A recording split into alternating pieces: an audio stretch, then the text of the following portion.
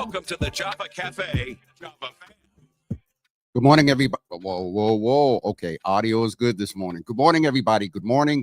Today is Monday, October 6th, 2025, and you are in the Java Cafe. And we're a little international this morning. It is the first Monday of the month, and as we've done since, I believe July was the first episode, or maybe August, but we're a few episodes in with what we have dubbed as Mondays with Moles. A few months ago, you all were aware of, or may be aware, that Bishop Moales was attacked, and he has told us about that the last couple of months. But one of the things that came out of that was his dedication, or enhancing his dedication, to the improved life of Black boys, Black men. And so we're going to talk about that. I'm also going to ask him about, has he ever had to deal with the Sister Mahogany situation, as well as just some current events and things that pertain to the Black church. So he is literally, I believe, in the airport in South Africa, here in the Java Cafe. So I need y'all to do me a favor. Hit that share button and invite others, especially our church folks. Invite others into the room so we can show this brother some love, because he's literally 6 hours ahead in South Africa. And he was getting prepared. And I heard the people in the store saying things like thousands of dollars for headphones and stuff. So without further ado, we're not going to hold him long today so he can get here and get settled. But ladies and gentlemen, please welcome Bishop-designate, the good Bishop Kenneth Moales Jr. back into the Java Cafe. Good morning, sir. Good morning. Good morning, my friend. Moales here. All is well? All is well. You tell me if all is well over there in South Africa, man. Man, listen to me. It is where God lives, man. It's nothing like what they show us on television. Nothing close to what we see, the way in which Africa is depicted. Beautiful country, amazing, beautiful people. Their level of faith and commitment to Jesus Christ is just, it's amazing. The faith and the belief they have in God is just life-changing. So I'm excited. I'm excited. I'm on my way. Literally, on my way back to the airport. We're on our way to the airport now. So I'm trying to stay on here as long as I can, my friend. I am going to just, I will do one. I appreciate the effort. So I don't want to make light of the time, but I also want to allow you to, do what you need to do to get back here. One of the things that came to mind off the top question is, did you get any impression from our brothers and sisters in the motherland as it pertains to what they're observing, what's going on here right now? Just in any conversation with the bishops there or anyone, did you get any perspective of their view of what's going on here in America? Well, globally, the way in which President Trump is depicted is like a ruling dictator, and that the country has shifted and become extremely anti-Black, anti-immigrant. So it's amazing. The sentiments is as if they were asking us. So they told us it's he's turning it into apartheid, and they're relating it back to Elon Musk and all of what he is as an Afrikaner, what that looked like here in South Africa. And they're like, oh yeah, it's the same way it used to be over here. Closing schools, privatizing things, getting away from so much of what makes things legal and fair and judicial. It's dangerous. And trust me, it does not take a genius to know that we have a very different America than what it was before President Trump took office. Especially, with his ability to now know how to, quote unquote, govern. And so, Bishop, pertaining to that, the impact of everything that you just talked about, there is a disproportionate impact on Black men, on Black boys. We know about the incident that happened with you. And so can you give us an update? I believe you had your first breakfast. Tell us a little bit for those that may be learning for the first time. And then also give us an update of what's going on with saving our nation's sons. Well, thank you again. We are way past one breakfast. We're up to 9 different breakfasts in Massachusetts, in North Carolina, in Pennsylvania, and Connecticut, as well as in New Hampshire. So I'm excited. The feedback's been tremendous. We even had a session with fathers here in South Africa. Believe it or not, and I'm actually taking a major pivot into what we're doing and reaching out to our young teens. If you did not see the raid that took place in Chicago, the housing development there. I mean, we there. If never there was a need for our Black fathers to step up, right now was the time. And we have gotten nothing but positive response. What started out as an initiative for me to get my life together and pivot my church, I told you I had a national push and I was going to trying to get and secure 1,000 fathers throughout the country. I'm already at over 150, and we're already in 23 different states. So we have things about to take place in Maryland, in North Carolina, in Illinois, Ohio, Florida, and believe it or not, I'll be in New Mexico in November.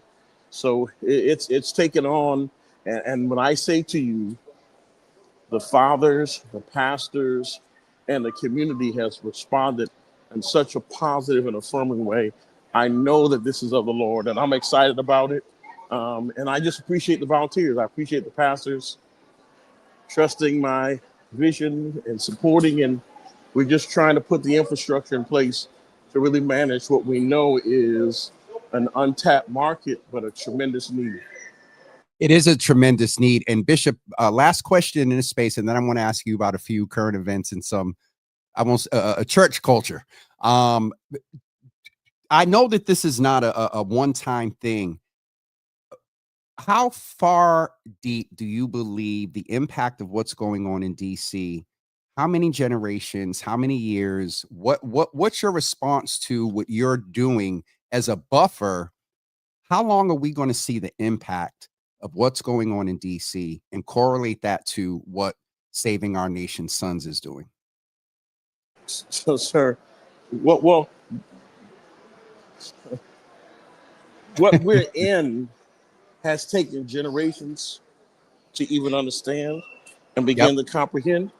But when I say to you, the need is so huge, we've it's going to take, honestly, I'm committing myself to 7 years to seeing some meaningful adjustments because it's in every area.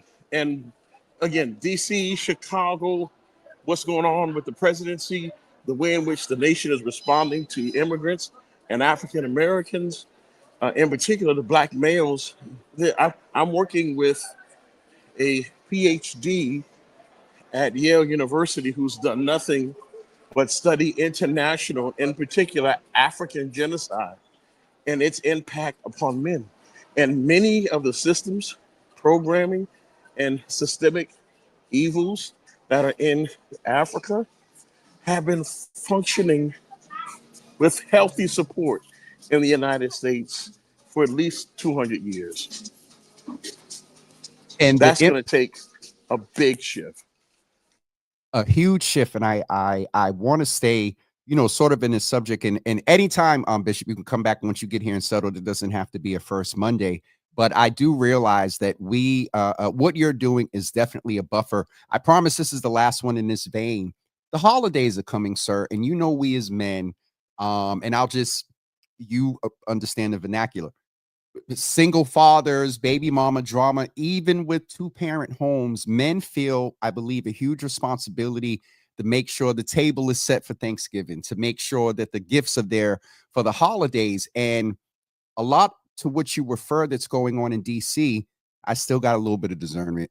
I'm concerned about the holiday, sir. What is it that you would say to men now to begin to prepare to either, if you're going to say save and put something aside, if you're going to say that it's not about, keeping up with the Joneses and the gifts and whatnot. I want to start getting that message out there early, sir, because I'm very concerned that the impact we're going to see sometime mid-November all the way through the holidays and beyond. What is your response there? And then we'll go into the kind of light stuff with the church culture. The first thing I'm saying to all fathers, go home. Go back home, be engaged with your family, make a budget. I have my church making a budget in October for what you're going to spend in December. I'm emphasizing not monetary giving, but substantive, verbal, and historical giving during this holiday season. We need to reorient our children, our family, and our communities, not just to the significance of Jesus Christ and the birth narrative, but the importance of family. And it is more important to have a father in the house than a bunch of gifts without revelation and relationship. And when I tell you, we are going to see a major downswing in the economy in a way we have not seen in the last 7, 8 years.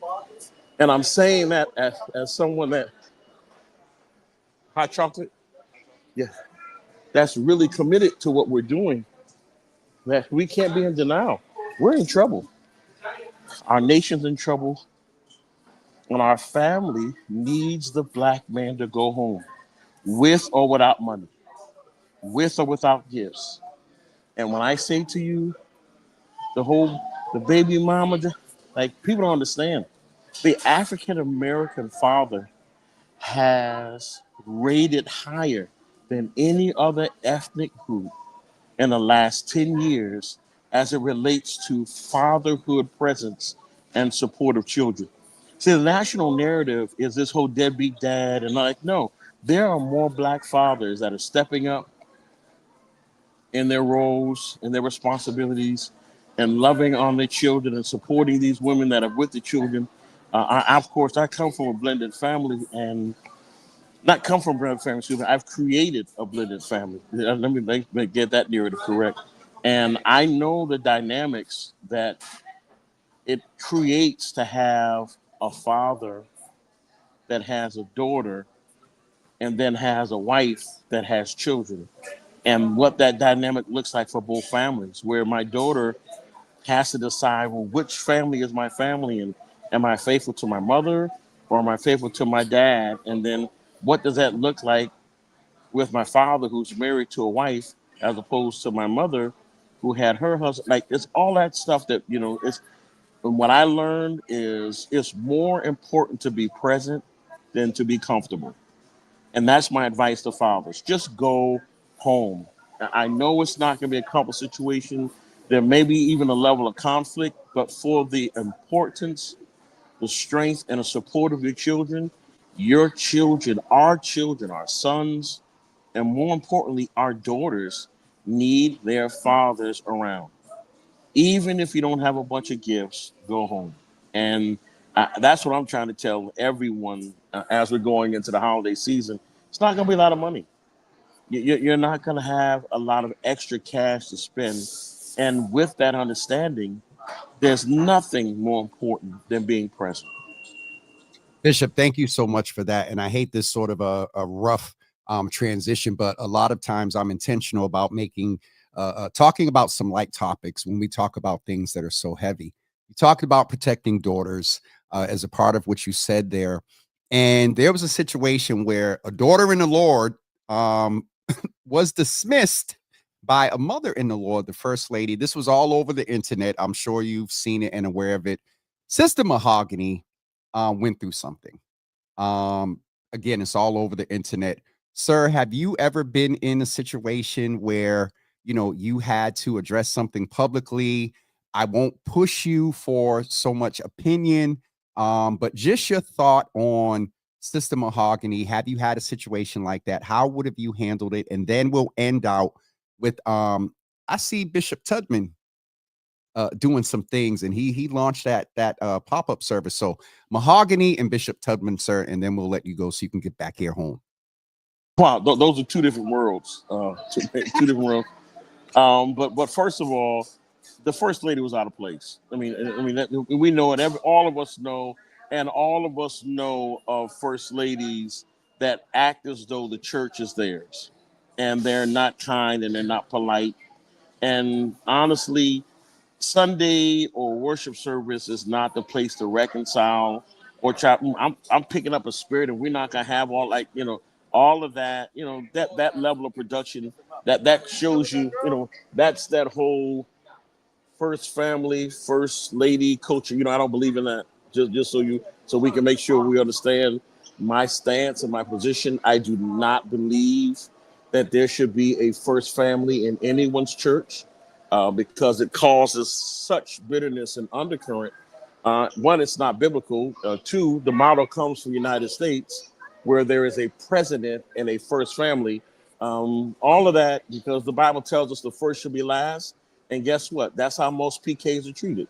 They treat it last. We got the best seats. We get preferential treatment, but we're despised and neglected the most. So I'd rather you just have a healthy family and they not be first. And that situation, as we saw the way it played out, the level of misunderstanding and miscommunication that was present, of course, all of us got stuck and involved in it. But we all know, like, that's something my mother would never do.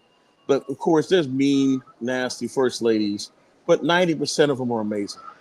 Pastor, they're real sweet, and that's something very territorial and trying to. We're gonna fix this. Like, that was unnecessary. So, but on a much lighter note, do you not Yes, sir. see what happened from my man Bishop Tubman? Dude, Huge. I'm sorry, respectfully. First of Bishop, all, he picked up an 800. He went to use a building for 800 seats. Didn't know who was going to come. It overflowed into overflow number one, which had about 250. It was full. The mayor gave them access to the facility, so they went to another room, about 100, and they were like, "Well, that was full, and we're going to figure out." So you're looking at roughly, besides volunteers, he had about 1,000 people. What a way to start a church when you get fired. That's all I'm going to say. So obviously, if you just started the church, and I like the way he set it up, he's on the stage with a keyboard and drum, not a lot of bells and whistles basic. and smoke Yep. and everything. Real basic. And hey, you want to meet me here? I'm having church. Come over here. I guarantee you, my words, my mouth, my opinion. You're looking at a 2,500 member church before the end of October, probably sometime this year. If he doesn't have 5,000 members in 6 months, I'll be surprised. I'll be very, very surprised. So it just shows you the level of favor that's upon him and the ministry and what God had already begun. Again, I think the Lord had already begun something. I think something went wrong in the communication. I think a lot went wrong. And this is amazing. This is not me. This is not my quote. This is President Obama, our former president. He said that 80% of what's going wrong in politics and what's going wrong in our country is senior leadership not getting out the way. He said it, I didn't say it. And I don't think he was referring to the church, but I think that we can apply that to the church. Too many of our senior leaders are they're extending their leadership beyond their assignment. And I'm not saying that they're not relevant. I'm not saying that they cannot keep serving. I think that the capacity and the way in which that they are serving, I mean, they should step aside. And again, step aside before you die. I mean, if you look at Charles Jenkins there up in Chicago, I mean, this brother, he's not 70, he's not 80 years old. He stepped down and Sharp has taken over. And guess what? Jenkins' life is wonderful. The church is wonderful. Sharp has a wonderful opportunity to learn, to love, and to lead. And this is, if you look at it, you're talking about three different pastors. All of them are still alive. All of them are still loved by the church, and they're supporting the young guy. Too much of our church is run and managed by men and women whose season has expired. But I also understand that they don't have an identity outside of their current position. So they don't know what the kingdom looks like stepping down from pastoring. And I'm just of the belief and position that pastoring is not the height or zenith of ministry. There is and there are other things that can be done of significant relevance and kingdom building without you still being a pastor. And I know God called you and you're doing a great job these last 30, 40, some 50, some 60 years, but come on. At what point do we give the next generation a chance? Before they, it's interesting. Either before they take it, we won't talk about, David and Saul, things like that. But Bishop, I know you need to get ready to get back here. You talk about going home. I know your wife and family wants you back here. So please get ready to get back here. Thank you for allowing us to be able to say that we're live from South Africa this morning, and give Bishop Walker my best. At some point, maybe next month, we'll get a check-in about convocation and CKMY, no, CKIA, Covenant Keepers CKIA. International. Yes, I'm like, yeah, I'm good. Yeah, so I we'll was get that watching. information to you. It's gonna be great, man. We're in Orlando, Florida, man. Orlando, Florida in August, and I'll be being elevated to the office of Bishop. Man, you got to come. I want you to be a part of it. Oh Jesus! All right, Bishop, I love you. Bishop, it's definitely good to see you. Not good, Doobie, man. It's definitely Bless good to you, see young you. apostle. You know what, Bishop? Get off my screen. Get back here safely, and we'll talk I soon. appreciate you, buddy. Thank All you. right. Bishop is not right, y'all. So we just finished, for those of you that just joining, we finished with Bishop Moales. We chat with him every first Monday. And as you see, he can speak to a wide variety of topics in reference to mainly the work he's doing around saving our nation's sons, as well as some church culture and things like that. So we're glad that you were with us this morning. Just a few things we want to mention to you as we're getting ready next week. The Java with Jimmy, Java After Dark 5-year Red Cup celebration. That's a lot. Is next Wednesday at 7 p.m. And we made some announcements on social media last night and today. And so I shared it with you when Nia popped in last week. But actually, I shared it with you. I shared it with those that were watching on GBH last week. Nia Grace is going to switch seats with me, and she's going to interview me about the brand, the journey, and what's next for Java with Jimmy. Along with the fact we also shared that DJ Jeff, 2 times, I call him our house DJ. He is going to be unrestricted. I think there's been one event, which was my birthday party in 23, where he just played what he wanted. And usually he's at a health fair, and I'm like, we got to play this, we got to play that. You got to turn the music down because the health providers are talking. This is the first time in the past maybe 4 years that I've been working with Jeff consistently that we're just going to let him loose. After we recognize our Red Cup recipients, we are going to have a good time. We're going to celebrate. Yes, it's a Wednesday night, but it's not Grace by Nia on a Wednesday. It's Java with Jimmy on a Wednesday, but we're still going to have a good time. So please make sure you get your tickets. I will put the link again in the comments. In case you have not got your tickets yet, I would suggest you go get them, because last registration report I got, I was very happy with. And so registration is going well. So let me just get the ticket information for you here. If you're watching on Java with Jimmy, there it is. And then let's also get it over to James Hill's page in case anybody's watching over there. And I think, again, I can put the comment in without, here we go. I don't know what that is. Facebook, for some reason, gave me, if you're going through a difficult time, I don't know what I put up.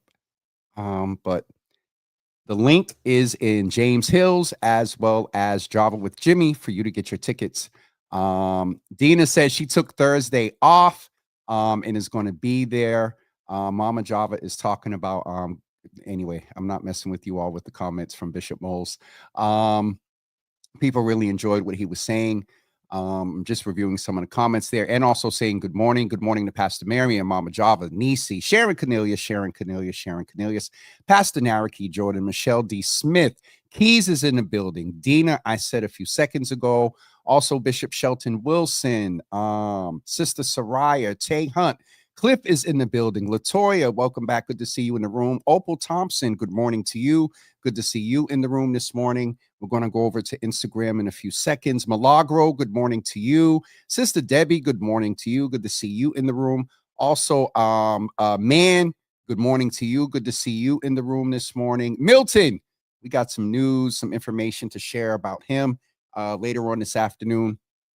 Also over on Instagram is Jagan Boy. Ari, good morning to you. Kenya, Pastor Matt Jr., who was consecrated and ordained as a pastor at Jubilee this past weekend. Congratulations to you, nephew. Bishop Moales talked about passing the torch to the next generation. Shout out to Bishop Thompson that passed it to Pastor Thompson, and Pastor Thompson is putting Pastor Thompson Jr. In training to take the reins there at Jubilee as well, him and his wife. Brandell, my brother, good morning. I am good morning, rather. I am King. Good morning. Seventh Lash. Good morning. Mary. Yay all day. Good morning. Good to see you in the room. Shay Fab. Good morning to you. Commonwealth Kitchen. Good morning to you. Good to see you in the room. Visual Soul Photography. Brother Rob. Good morning. Kasia. Good morning to you. Pastor Jefferson. LaKenya Williams and Mama Java and my good brother Lord Grace was over on Instagram. Thank all of you for joining us this morning. Lainey, good morning to you. Good to see you in the room this morning. We are going to get ready to wrap up as got a lot to do over the next week to get ready. Our awardee information is dropping probably about 12 today for our David William Hart Humanitarianism Award, and also the Katrina Uber Clark Community Volunteerism Award. I saw Dr. Thea James on, where did I see her? Oh, I didn't talk to y'all about the event on Friday with Jaylen Brown, and we'll talk about that maybe tomorrow. Yeah, we'll talk about that tomorrow.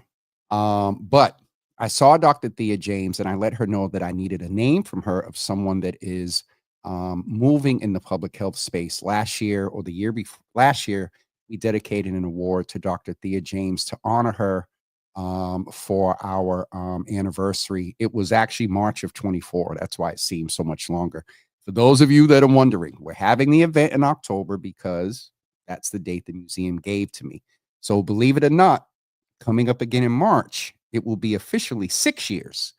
So anyway, I'm just putting that out there now. So when folks start saying, why is he having another anniversary? Anyway, so that's it for us this morning. I